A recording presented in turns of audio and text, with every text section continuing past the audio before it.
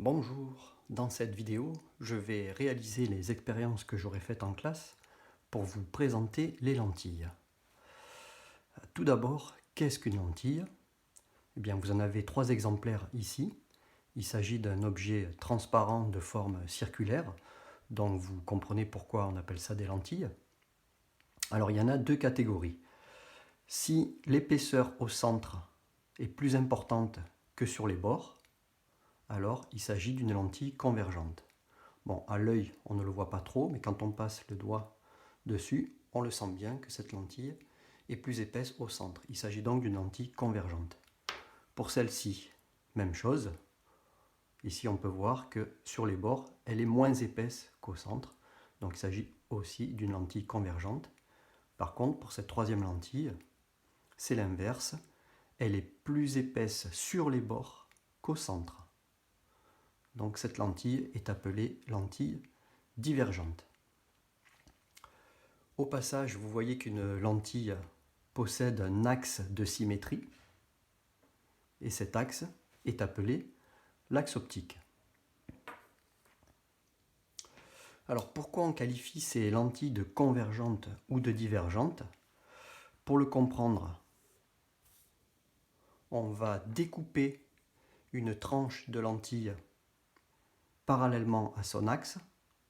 Alors pour la lentille convergente, on va obtenir ceci. Donc on voit bien que le centre est plus épais que les bords. Donc voici une tranche de lentille convergente.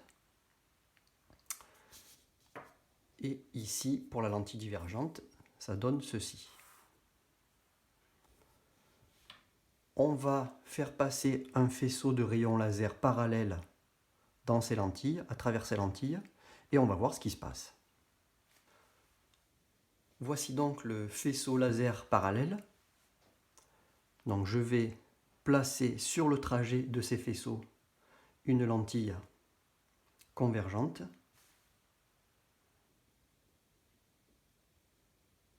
Et voilà l'effet de cette lentille sur ce faisceau. On voit qu'après la lentille, les rayons se rapprochent de l'axe optique. Voilà pourquoi on appelle ces lentilles des lentilles convergentes. On dit que les faisceaux lumineux convergent à la sortie de la lentille. Si je prends la deuxième lentille convergente, je constate le même phénomène.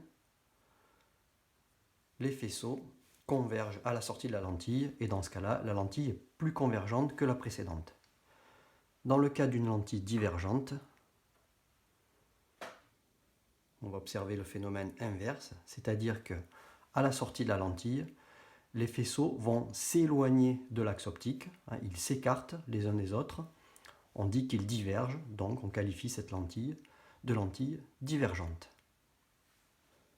Pour terminer, je vous montre 2 méthodes pour reconnaître facilement et rapidement si une lentille est convergente ou divergente. Alors la première méthode, bien on l'a vu tout à l'heure, c'est dans la définition des lentilles. On passe le doigt sur la surface de la lentille et on voit si elle est plus épaisse au centre ou sur les bords. Deuxième méthode, il s'agit de regarder un objet assez proche à travers la lentille. Alors, par exemple un texte. Voilà, ici j'ai un texte, donc je regarde à travers cette lentille et je vois que ce texte est vu plus gros. Donc dans ce cas, il s'agit d'une lentille convergente. Pour la deuxième lentille convergente, ici, on voit également que le texte est vu plus gros. Donc là, vous comprenez qu'une loupe, finalement, ce n'est qu'une lentille convergente. Et enfin, si la lentille est divergente, en regardant le texte à travers, on voit qu'il est plus petit. Par exemple, les verres de lunettes sont des lentilles qui sont soit convergentes, soit divergentes selon les problèmes de vue à corriger. Et par ces méthodes très simples, on peut vite savoir s'il s'agit de verres convergents ou divergents.